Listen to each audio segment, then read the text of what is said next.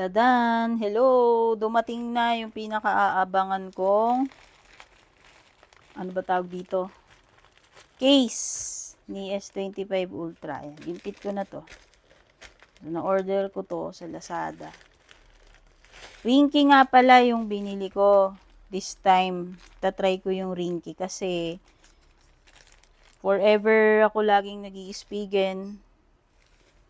Spigen tsaka Otterbox yung nakaraan. So, ito naman, sabi ko, try ko tong ringkey.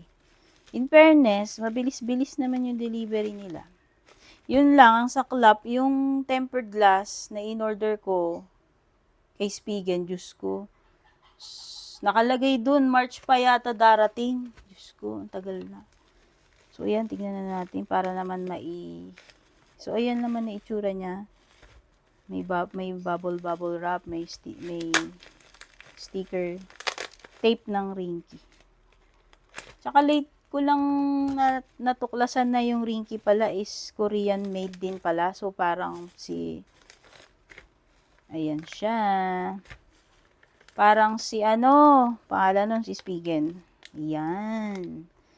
Yun, si Spigen kasi may pakahon. No? Tinago ko kasi yung box ko eh. Doon sa isang, case ng phone ko. So, ito ay may pa-pouch. Si ringkey, ayan. Live a better day. Nakalagay dito, ringkey. Less is more. Ayan, Fusion Galaxy S25 Ultra Clear. Kasi, sabi ko gusto ko muna mag-clear. Although, yung tina-target ko talagang case is yung may itim sa gilid. Yung may, parang matte na rubber ba yun. Di ba better day ringkey? May mga kung ano-ano nakasulat dito. Designed by Reert Ringkey. Punitin na natin. Sabi kasi dito, sarap punitin. Ay! Ganun siya. Tapos, uy, may pa-strap pala yun. Ayun. Nagaling ko na tong kasuputan dito kasi nakakaano ng paningin. Yan o. Actually kasi mas mura talaga to. Yung kay Spigen mas mahal eh. Naalala ko yung case eh. Nasa OnePlus. Di ko maalala magkano ko to nakuha. Less than 1,000 nga yata ito. Tapos meron ka pang pa-strap o diba?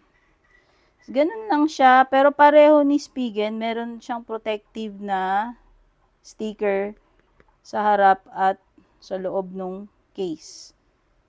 So, dito pa lang mafe-feel ko na mas malambot to, guys. Yung binibili ko kay Spigen is yung ultra hybrid nila na clear. Yun yung paborito ko doon. Ito parang feel ko na malambot siya. Pero kaysa wala. Tapos may pa-sticker, ringkey. Ayan. May pa-sticker. Tapos ito, protective film removal guide. Wala lang, papakita lang natanggalin mo yung mga nakalagay na film. So, yan. Labas na natin yung phone. Labas na natin yung ating sa wakas may na siya. May damit. Kulang na lang yung kanyang tempered. Ayan. So, syempre, dapat wala tayong mga fingerprints. Wait lang. Nasa natin, dear. Nasa natin yan, dear. Para hindi naman. Kasi grabe yung fingerprints ko dito eh. Problema, hawakan ko siya. Malalagyan pa rin ng fingerprint. Ganyan ako ka-OC, guys. Kailangan talaga wala. Hindi ko alam paano ko to hahawakan. So, dapat meron akong panghawak. Yan. OC. Oh, nakita nyo gaano ka OC. Kasi nga, para walang fingerprints, diba? Yung kamay ko ba naman madalas oily yung mga prints. Katakot no, mabagsak mo yung pa, di pa nga nagtatagal. Diyos ko, nightmare. Alam mo yon yung parang kumalas yung kaluluwa mo. Almost nahulog. So, yan, yung harap, di naman importante na kasi wala pa akong tempered. Yan. Balatan na natin. I'm sure naiinip na kayo. Oops. So, sana hindi ko ma-scratch. Pipil natin yan. Yan.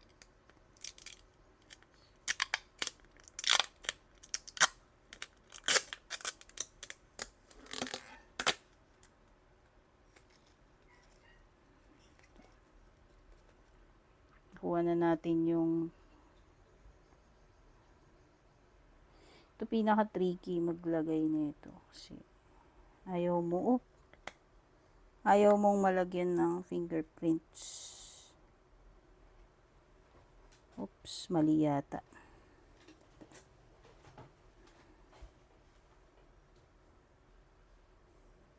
Struggling. Dali.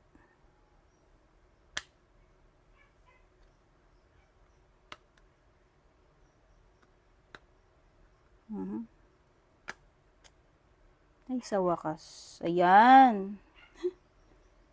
Nilagay ko na. Punasan natin to. Ayan.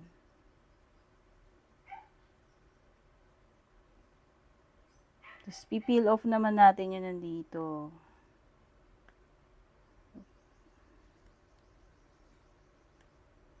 Ayan.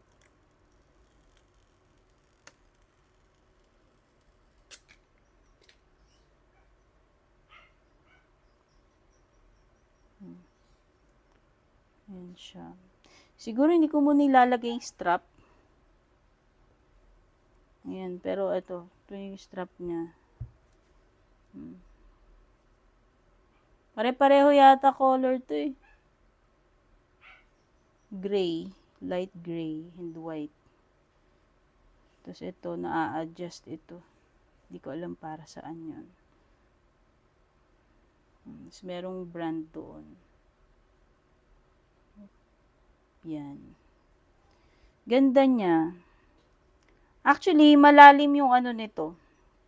Malalim yung protection niya sa camera. Yun yung isa kong nagustuhan sa design nila. Tapos parang may raised dito eh. Raised din yung dito niya. Hindi ko alam kung nakikita. Ay, mag-focus.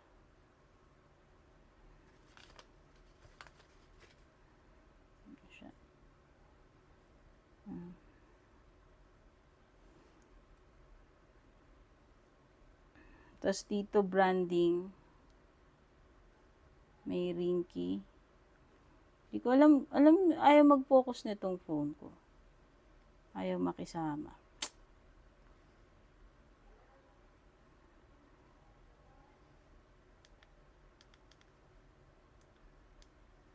Sige, on ko lang tong phone. Maganda siya actually. Napansin ko lang siguro mas matigas yung kay Spigen. Yung ultra hybrid ni Spigen. Natin. So, ito yung ilalim. Ayan yung mga niya, cutouts niya. Okay naman. Ayan, hindi ko pala naayos. Ito, oh. So, maluwag naman banda rito sa may S Pen.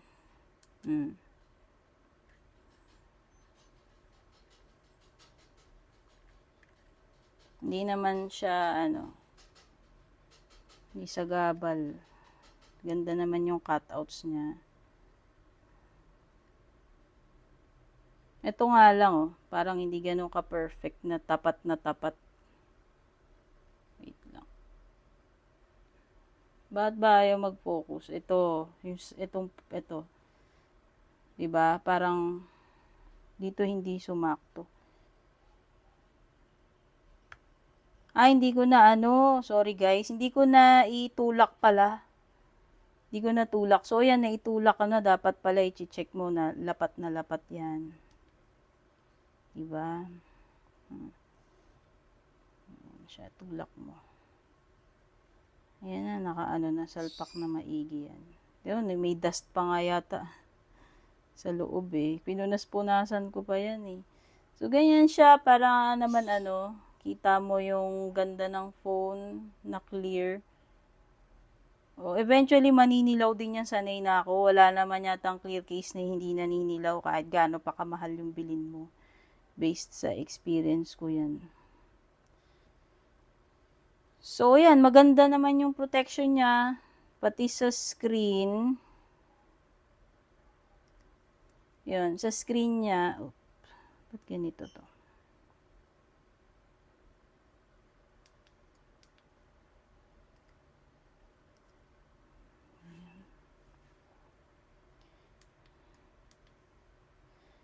Ayan siya. May siya eh. Medyo malalim yung protection niya na dito, lalo na dito sa taas at ibaba. Yun yung isa sa maganda rito. Pag hinila-hila mo siya naman, hindi siya ganun kasnag. Sabi ko nga, yung hybrid mas makunat yung dito. So, itong part na to, siguro masasabi ko yung weak part nito. Since madali siyang, especially dito sa may buttons. Parang maluwag na hindi ako ganun ka-okay dyan sa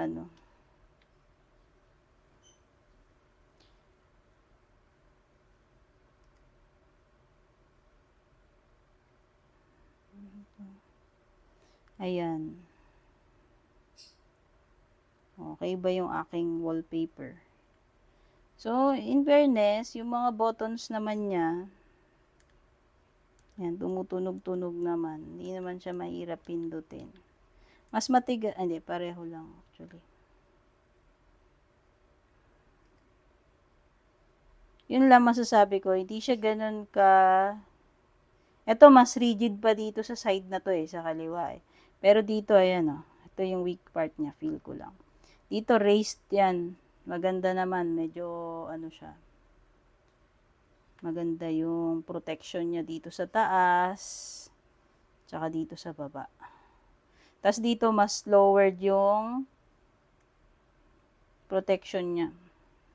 Ito yung dalawang raised ito. Ito, tsaka ito. Tsaka parang may dotted pattern dito sa sides. Dun sa ultra hybrid na bago, hindi ko lang sure. Okay naman, precise naman yung mga cutouts niya. Kanina lang kasi hindi ko pala nailapat ng maigi. So parang may pa-bubble dito sa corners. Yan. Okay naman siya. Clear naman. So yan, ito yung unboxing ko ng Ringke Fusion. Para sa S25 Ultra. Meron pa siyang free na strap.